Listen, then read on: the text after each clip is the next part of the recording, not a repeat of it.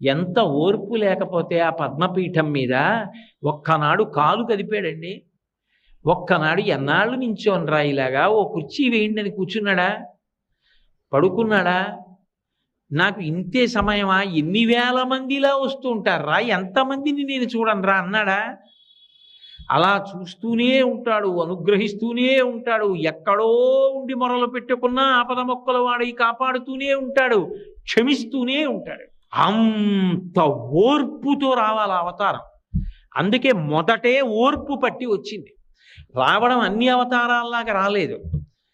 భృగువు వెళ్ళి తంతే సహించి బయలుదేరాడు. అందుకే మీరు చూడండి, మొదట దయ కలుగుతుంది ఎప్పుడు మనిషికి. దయ కదిలితే కార్యం నడుస్తుంది. నేను అలా వెళ్ళిపోతున్నాను అనుకోండి, ఏదో దేవాలయంలోకి వెళ్ళి హుండీలో 100 రూపాయలు వేద్దాం అనుకుని వెడుతున్నాను. వెడుతుంటే ఒక పిల్ల తల్లి కంఠం పట్టుకుని గట్టి